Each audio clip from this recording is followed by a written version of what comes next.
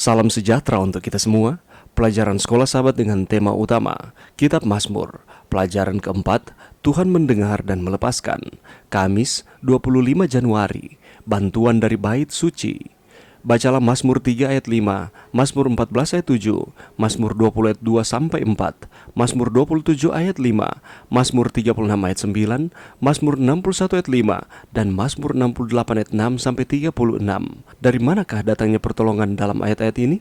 Motif perlindungan dan bantuan spiritual dan fisik terutama muncul dalam konteks bait suci.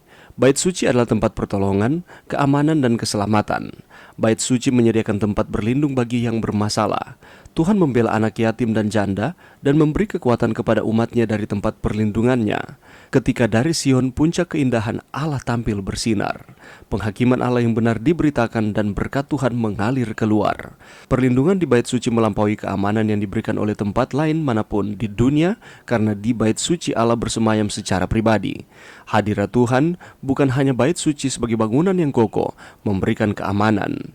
Demikian pula sebagai gunung tempat tinggal Tuhan. Gunung Sion melampaui gunung-gunung lain meskipun gunung itu sendiri merupakan gunung yang sederhana.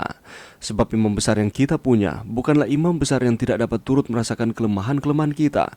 Sebaliknya, sama dengan kita, ia telah dicobai, hanya tidak berbuat dosa. Sebab itu marilah kita dengan penuh keberanian menghampiri tahta kasih karunia, supaya kita menerima rahmat dan menemukan kasih karunia untuk mendapat pertolongan kita pada waktunya. Ibrani 4 ayat 15 dan 16.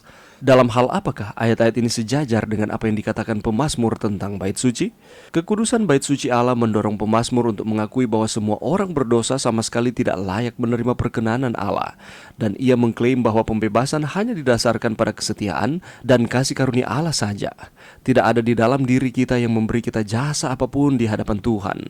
Hanya ketika orang berdiri dalam hubungan yang benar dengan Tuhan melalui pertobatan dan penerimaan kasih karunia dan pengampunan Tuhan, barulah mereka dapat memohon kepastian pembebasan dari Tuhan. Pelayanan di bait suci mewakili keselamatan yang ditemukan di dalam Yesus. Pelajaran yang bisa kita dapatkan pada saat ini. Tujuan dari pelajaran kita pada pekan ini bukan hanya untuk mengagumi kecakapan sastra dan kesenian para pemazmur, tetapi lebih dari kesenangan yang diberikan oleh perumpamaan terampil seperti itu kepada kita.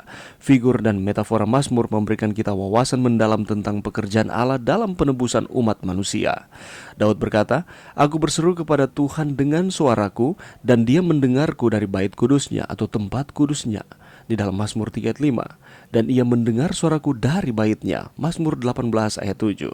Jadi, pekerjaan pembebasan Allah dan penjagaannya yang lembut dimulai dengan pekerjaannya bagi kita di tempat kudus di surga. Beberapa momen penting dalam kitab Mazmur mengajarkan kita bahwa Tuhan bekerja atas nama manusia di markas surgawinya. Ada begitu banyak ayat-ayat di dalam kitab Mazmur yang menyatakan hal seperti itu.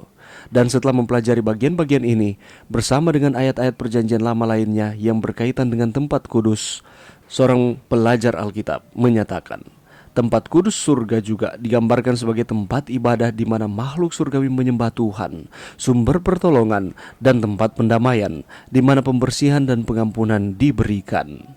Pembela dan pembebas kita mendengar dari bukit sucinya dan bekerja demi kita. Dan ketika kita mendengar tempat kudus surgawi, kita paling sering berpikir tentang hari pendamaian dan penghakiman pra-advent atau sebelum kedatangan Tuhan. Tentu saja, itu inti dari menyajikan kebenaran. Pada saat yang sama, kita harus berusaha untuk fokus pada pekerjaan pengampunan, pembelaan, pemeliharaan, dan perlindungan yang Tuhan kita tawarkan kepada kita dari bilik maha kudus di bait suci surga, bahkan sebelum pekerjaan penutupan hari pendamaian. Karya besar Imam Besar Yesus Kristus demi kepentingan kita sangatlah penting. Seluruh surga terlibat dalam penebusan kita orang berdosa. Kita berterima kasih kepada Tuhan lewat perspektif kitab Mazmur, menyatakan bahwa Allah, walaupun Ia adalah kudus, suci, tak bercela, Dia tinggal di tempat kudusnya di bait suci surgawi, tetapi Dia peduli terhadap keselamatan manusia. Dia mengutus anaknya yang tunggal Yesus Kristus datang ke dunia dan mati bagi kita, supaya setiap orang yang percaya kepadanya tidak binasa melainkan beroleh kehidupan yang kekal. Tidak berhenti sampai di situ saja. Ketika Yesus hendak menyelesaikan akan pekerjaan misinya di dunia ini, Dia mengutus seorang penolong yang lain, yakni Roh Kudus, untuk terus bersama-sama dengan kita, menuntun akan pikiran kita, pengambilan keputusan kita, supaya kita dapat mengambil keputusan yang benar dan terus mengingat pengorbanan Yesus Kristus di dalam kehidupan saudara dan saya. Allah di surga adalah pembela dan pembebas saudara dan saya. Dia mendengar doa-doa dan permohonan kita.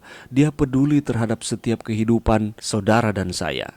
Tuhan memandang dari sorga. Ia melihat semua anak manusia. Mazmur 33 ayat 13. Dengan hati yang penuh belas kasih dan lembut, Tuhan mencermati kita dan keluarga kita masing-masing di dalam setiap aktivitas-aktivitas yang kita kerjakan. Apakah kita menyembah Tuhan, memuji dan memuliakan Tuhan, menghormati Tuhan di dalam setiap situasi kehidupan kita, di dalam setiap kegiatan-kegiatan kita, ataupun sebaliknya?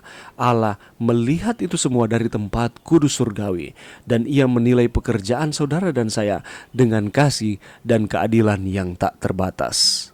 Kekudusan bait suci Allah mendorong pemazmur untuk mengakui bahwa semua orang berdosa sama sekali dan tidak layak menerima perkenanan dari Allah.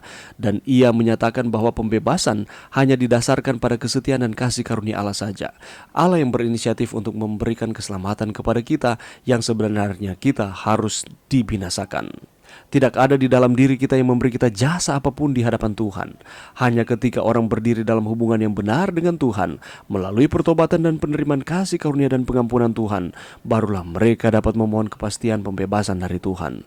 Pelayanan di bait suci mewakili keselamatan yang hanya ditemukan di dalam Yesus Kristus. Mari kita berterima kasih kepada Tuhan oleh karena segala sesuatu yang Ia telah lakukan melalui anaknya Yesus Kristus, yang memberikan kepada kita kesempatan untuk memperoleh kehidupan yang kekal. Dan apakah respon kita? Mari berdoa. Terima kasih Tuhan atas firman-Mu pada saat ini. Terima kasih Tuhan karena Engkau adalah Allah yang suci, yang tak bercacat celah, tetapi memperhatikan kami umat-umat-Mu dari bait suci surgawi.